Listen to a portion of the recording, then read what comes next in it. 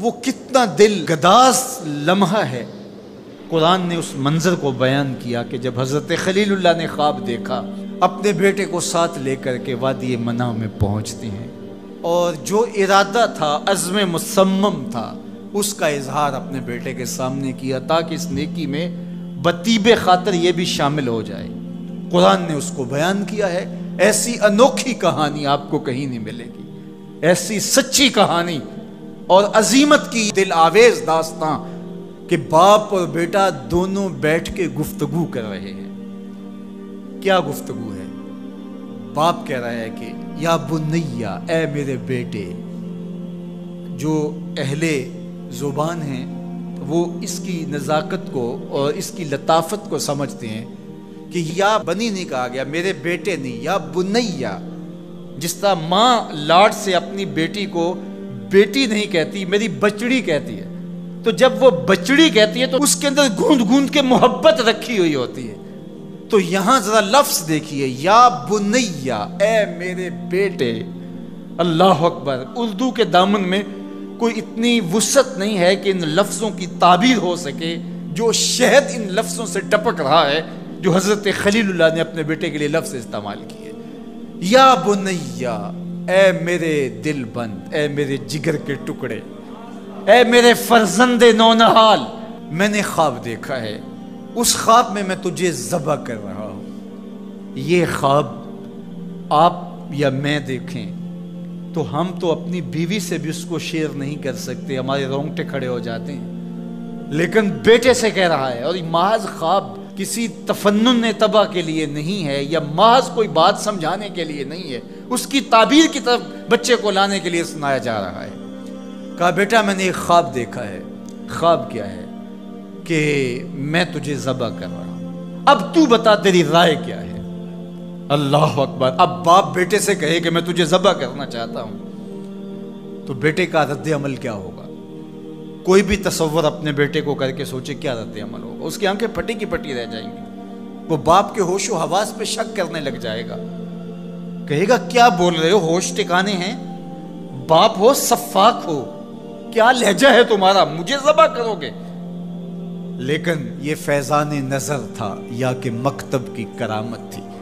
سکھائے کس نے اسماعیل کو آداب فرزندی؟ اقبال پوچھتے ہیں کیا تھا جس نے اسماعیل علیہ السلام کو آداب فرزندی سکھائے؟ وہ مکتب کی کرامت بھی تھی اور وہ فیضان نظر بھی تھا۔ فیضان نظر باپ کا تھا اور پہلا مکتب ماں تھی۔ سیدہ ہاجرہ نے سکھایا تھا باپ کی بات کیسے مانی جاتی۔ جو مائیں بیٹوں کو، بیٹیوں کو باپ کی اطاعت سکھاتی ہیں، وہ مائیں اپنی اولاد کو فرما بردار پاتی ہیں۔ ماں کے ہاتھ میں اولاد کی تربیت کا جوہر ہوتا ہے۔ یہ سیدہ ہاجرہ کی تربیت بول رہی ہے جب باپ نے کہا بیٹے میں تجھ کو ذبح کرنا چاہ رہا ہوں۔ کتنی بڑی بات ہے، آنکھیں پھٹی کی پھٹی رہ جاتی۔ یہاں بیٹا کوئی جواب نہ دیتا، اس سکتے کے عالم میں گردن جھکا دیتا۔ مکمل اطاعت کہلاتی، انقیاد امر کہلاتا، امتثال حکم کہلاتا۔ باپ کہتا میں تجھے ذبح کرنا چاہتا ہوں، بیٹا خاموش ہو جاتا۔ السکوت من الرضا، لمحے حساس ہوں تو خاموشی بھی رضا مان لی گئی تو بیٹا صرف خاموش ہو جاتا، سر جھکا لیتا، یہ کافی تھا۔ انقیاد امر تھا، حکم کی تعمیل تھی، امتثال امر تھا۔ لیکن بیٹا کیا کہتا ہے؟ یا ابت افعل ما تؤمر، ابا جی جو کرنا ہے کر گزریے۔ باپ نے جو پوچھا تھا وہ ذبح کے حوالے سے پوچھا تھا، تو ذبح کا جواب ذبح سے مکمل امتثال امر ہے۔ لیکن بیٹا دو قدم آگے بڑھ کے کہتا ہے یا ابت، اے میرے پیارے باپ۔ اب اس میں بھی بیٹے کا لہجہ تبدیل نہیں ہوتا۔ جب باپ ذبح کرنے کا کہہ رہا ہو اس وقت میرے ابو کہنا یہ امتثال امر کی انتہا ہے۔ اور آگے کیا کہا؟ افعل، کر گزریے۔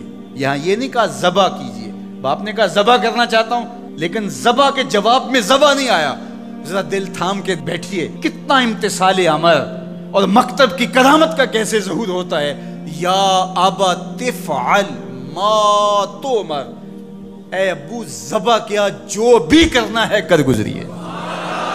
ماں میں عموم ہے، عموم، ما تؤمر، جو بھی حکم ہے، ذبح کیا ہے، جو بھی کرنا ہے کر گزریے، رہی بات میری تو یہ کام چھوٹا تو نہیں، ستاجے تو نہیں، انشاءاللہ من الصابرین۔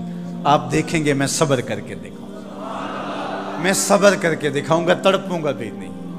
اب یہ منظر قرآن نے بیان کیا، فلما اسلم، جب دونوں نے طے کر لیا۔ کیا طے ہوا؟ فلاں نمبر کی گاڑی خرید لے نہیں، فلاں پلاٹ خرید لے نہیں، فلاں پلازا لے لے نہیں۔ باپ اور بیٹے کی وادی منع میں بات کیا ہوتی ہے؟ باپ کہتا ہے میں تجھے ذبح کرنا چاہ رہا ہوں، بیٹا کہتا ہے میں ہونے کے لیے تیار ہوں۔ آپ دیکھیں گے کہ میں جنبش نہیں کروں گا۔ اب قرآن نے یہاں جو لفظ استعمال کیے، لفظوں پہ فلما اسلم، یہیں سے اسلام ہے۔ اسلام یہ ہے یار کے آگے سر تسلیم خم کر دینا۔ من مانی کا نام اسلام نہیں ہے، اللہ رسول کی اطاعت کا نام ہے۔ فلما اسلم، جب دونوں نے اس بات کو طے کر لیا، دونوں راضی ہو گئے، باپ ذبح کرنے پہ راضی ہے، بیٹا ذبح ہونے پہ راضی ہے۔ وَتَلَّهُ لِلْجَبِينِ، اور باپ نے بیٹے کو پیشانی کے بل لٹا لیا، ہاتھ میں چھری پکڑی ہے۔ بوڑھا باپ اپنے نونہال بیٹے کو ذبح کرنے پہ آمادہ ہے، جس کا کوئی قصور نہیں ہے، جس کو اللہ سے دعائیں مانگ مانگ کے لیا تھا۔ اللہ اکبر، کارکنان قضاء و قدر دم بخود ہیں، آسمان بھی سوگ کی چادر اوڑے ہوئے، وادی منع تھر تھر کانپ رہی ہے، رضوان جنت اور حوریں سسک رہے ہیں، مالک قیامت آنے والی ہے۔ کہا تم بھی کہتے تھے خلیفہ ہمیں بناؤ، ذرا میرے بندے کا انداز عبادت بھی دیکھو، میرے بندے کی بانکی ادا بھی دیکھو، میرے حکم پر اس کی تعمیل دیکھو۔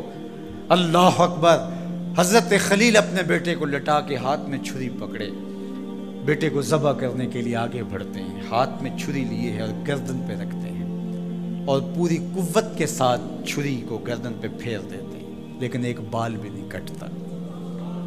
اس کا یہ مطلب ہی کہ چھری نے اب کام نہیں کیا، میں کیا کروں؟ کہا شاید میرے دل میں کوئی ایسی بات آ گئی جس سے چھری کو روک دیا گیا۔ جلدی سے چھری کو پاس پڑی لکڑی یا پتھر پہ مارا، لما تقطعی یا سکین، اے چھری کاٹتی نہیں ہے۔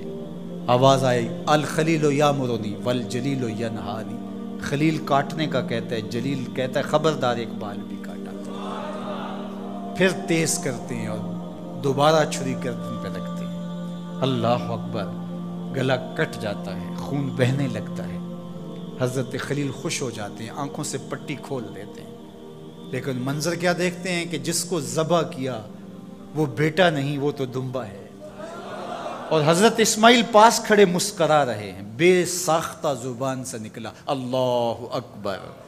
تو حضرت اسماعیل بولے لا الہ الا اللہ واللہ اکبر۔ جبریل امین جو دمبا لے کے آئے تھے وہ بھی پاس کھڑے اور مسکرا رہے تھے، بولے اللہ اکبر وللہ الحمد۔ اب ابراہیم علیہ السلام کی سرشاری کا عالم، جبریل امین موجود ہیں اور دمبا پڑا ہوا ہے۔ اب ظاہر ہے بات سیدھی سیدھی ہے کہ اللہ کے حکم سے سب کچھ ہوا۔ حضرت ابراہیم علیہ السلام کے قلب اطہر کو تسلی ہو گئی، لیکن عین اس موقع پر وحی کی چمک سے منع کی وادی روشن ہو گئی، اور وحی نازل ہوتی ہے اور آواز آتی ہے وَنَادَيْنَاهُ أَن يَا إِبْرَاهِيمُ قَدْ صَدَّقْتَ الرُّؤْيَا إِنَّا كَذَلِكَ نَجْزِي الْمُحْسِنِينَ۔ عین اس موقع پہ ہم نے بھی آواز دی، ابراہیم بس بس تو نے واقعی خواب پورا کر دکھایا، ہم نے تیری سنت کو قیامت تک باقی رکھا اور اس تیری نشانی مٹنے نہیں پائے گی۔ صدیاں بیتنے کے بعد آج بھی منع کی قربان گاہ سے لے کر دنیا کے آخری کونے تک سنت ابراہیمی کو زندہ کیا جاتا ہے۔ اللہ اکبر، کتنا جگرا تھا اس باپ کا اللہ کی رضا کے لیے۔ خلت کے تاج یوں نہیں ملتے، عظمتوں کی معراج یوں نصیب نہیں ہوتی۔ باپ بیٹے کو ذبح کرنے کے لیے آمادہ ہو جاتا ہے۔ ہمارے ایک بزرگ کہا کرتے تھے بیٹے ہر بندے کا کوئی نہ کوئی اسماعیل ہوتا ہے، جب تک وہ اپنے اسماعیل کی گردن پہ چھری نہیں رکھتا اللہ کی دوستی نصیب نہیں ہوتی۔